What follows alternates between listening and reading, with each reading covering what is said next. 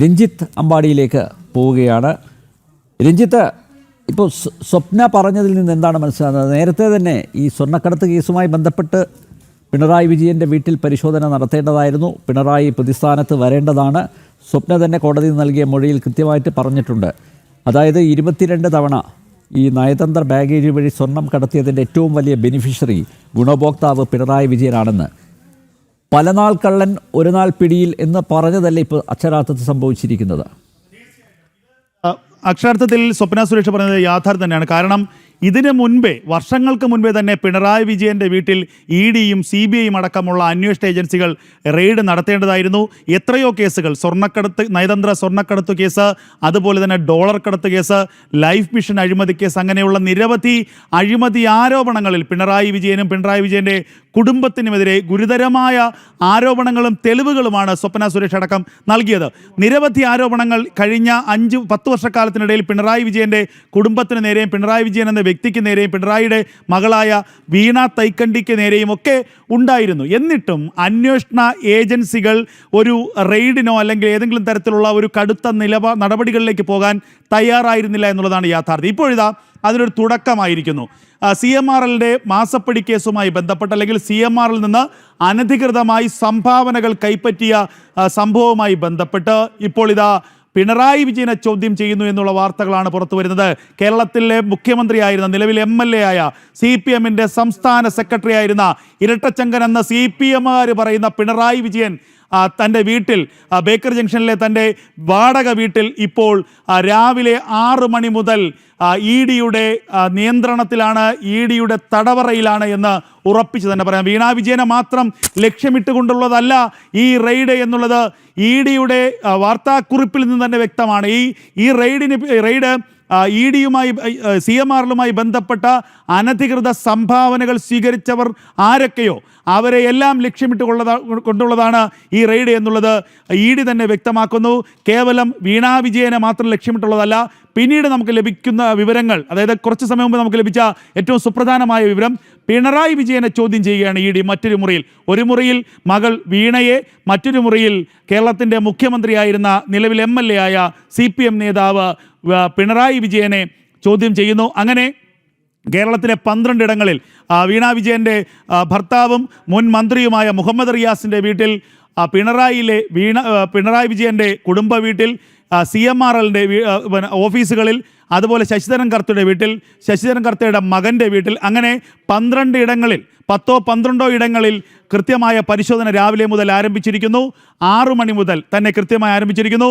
കേരള പോലീസിന് ഒരറിവും ഉണ്ടായിരുന്നില്ല. കേരള പോലീസിനെ ഒന്നും അറിയിക്കാതെ കൃത്യമായി പറന്നിറങ്ങുകയായിരുന്നു ഡൽഹിയിൽ നിന്നും ചെന്നൈയിൽ നിന്നും EDയുടെ ഉദ്യോഗസ്ഥർ എന്നുള്ള വിവരമാണ് പുറത്തു വരുന്നത്. എന്തായാലും പിണറായി വിജയൻ എന്ന മുൻ മുഖ്യമന്ത്രിയുടെ കഷ്ടകാലം തുടങ്ങിയിരിക്കുന്നു. അഴിമതി കേസുകളുടെ കൂമ്പാരമാണ്, അഴിമതി കേസുകളുടെ പരമ്പരയാണ് പിണറായി വിജയനെതിരെ കഴിഞ്ഞ കാലങ്ങളിൽ ഉയർന്നത്. എന്നിട്ടും എന്തൊക്കെയോ ചില ഇടപെടലുകളുടെ ഭാഗമായി പിണറായി അതിൽ നിന്നൊക്കെ രക്ഷപ്പെടുകയായിരുന്നു. എന്നാൽ ഒടുവിൽ പിണറായിയെയും മകൾ വീണയെയും പൂർണ്ണമായും ഇപ്പോൾ കുടുക്കിയിരിക്കുകയാണ് എൻഫോഴ്സ്മെന്റ് ഡയറക്ടറേറ്റ്. CMRൽ നിന്ന് വാങ്ങിയ കള്ളപ്പണം, അതിൽ 1,72 ലക്ഷം രൂപയുടെ ഇടപാടാണ് ആദ്യമായി ഈ കേസിന് ആസ്പദമായി വന്നത്. അതായത് 5 വർഷങ്ങൾക്കിടയിൽ വീണ വിജയൻ്റെ ഉടമസ്ഥതയിലുള്ള എക്സോലോജിക്കൽ സൊല്യൂഷൻസും CMRലും തമ്മിൽ ഒരു കരാറിൽ ഏർപ്പെടുന്നു. അവരുടെ സോഫ്റ്റ്വെയറുമായി ബന്ധപ്പെട്ട അറ്റകുറ്റപ്പണികളും മറ്റ് പരിഷ്കാരങ്ങൾക്കും വേണ്ടിയുള്ള ഒരു കരാർ. എന്നാൽ ഈ 5 വർഷത്തിനിടയിൽ ഒരു സേവനം പോലും എക്സോലോജിക്കൽ സൊല്യൂഷൻസ് CMRലിന് നൽകിയില്ല. എന്നിട്ടും 1,72 ലക്ഷം രൂപ വീണ വിജയൻ്റെ കമ്പനിക്കും വീണ വിജയൻ്റെ സ്വന്തം അക്കൗണ്ടിലേക്കും CMRൽ കൈമാറി. അതാണ് ഈ കേസിൻ്റെ ഏറ്റവും വലിയ അടിസ്ഥാനം. ഇതുമായി ബന്ധപ്പെട്ട് സീരിയസ് ഫ്രോഡ് ഇൻവെസ്റ്റിഗേഷൻ ഏജൻസി പിന്നീട് അന്വേഷണം നടത്തിയപ്പോൾ മനസ്സിലായത്, ഈ ശശിധരൻ കർത്തയുടെ ഡയറി കൂടി പരിശോധിച്ചപ്പോൾ നിരവധി നേതാക്കന്മാർക്ക്, അതിൽ പ്രധാനം പിണറായി വിജയനാണ്, ആ പിണറായി വിജയനടക്കം കോടിക്കണക്കിന് രൂപ സംഭാവനയായി, അനധികൃത സംഭാവനയായി നൽകി. ഇതൊക്കെ കള്ളപ്പണമാണ് എന്നാണ് ഈ സീരിയസ് ഫ്രോഡ് ഇൻവെസ്റ്റിഗേഷൻ ഏജൻസിയും EDയും ഇപ്പോൾ അനുമാനിക്കുന്നത്.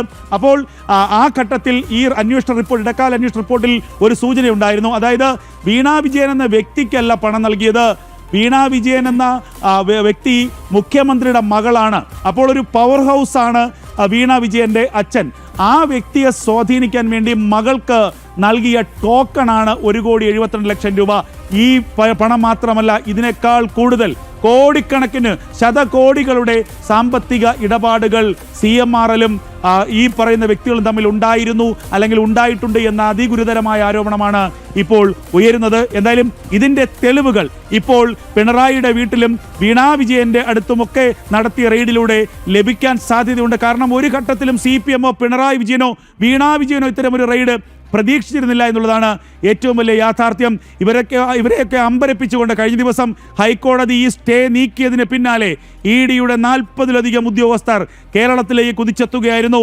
അതുപോലെ തന്നെ കേന്ദ്ര സേനയുടെ പൂർണ്ണമായ സംരക്ഷണയിൽ CPM-ന്റെ സഖാക്കന്മാർക്ക് പിണറായി വിജയന്റെ വീട്ടിന്റെ മീറ്ററുകൾക്ക് അപ്പുറത്ത് മാത്രം നിൽക്കാൻ കഴിയുന്ന രീതിയിൽ അവർ സജ്ജീകരിച്ചിരിക്കുന്നു. പൂർണ്ണമായ സുരക്ഷ ഏർപ്പെടുത്തിക്കൊണ്ട് നടത്തുന്ന ഒരു റെയ്ഡാണ്.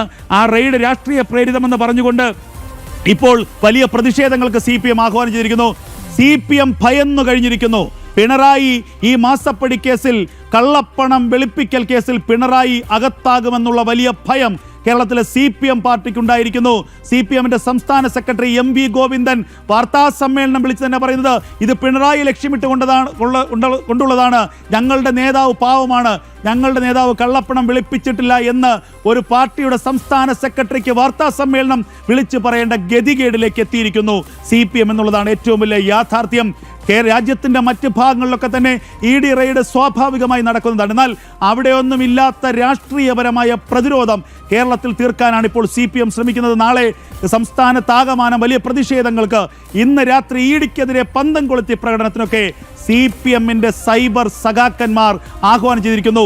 CPM-ന്റെ സഖാക്കന്മാർ അതൊക്കെ നടത്താൻ തീരുമാനിച്ചിരിക്കുന്നു എന്നുള്ളിടത്താണ് ഈ പാർട്ടിയുടെ അപജയത്തിൻ്റെ ഏറ്റവും വലിയ ഉദാഹരണം.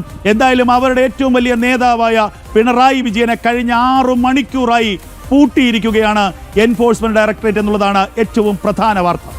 ശരി, രഞ്ജിത്ത് അമ്പാടിയാണ് വിശദമായ വിവരങ്ങൾ നൽകിയത്.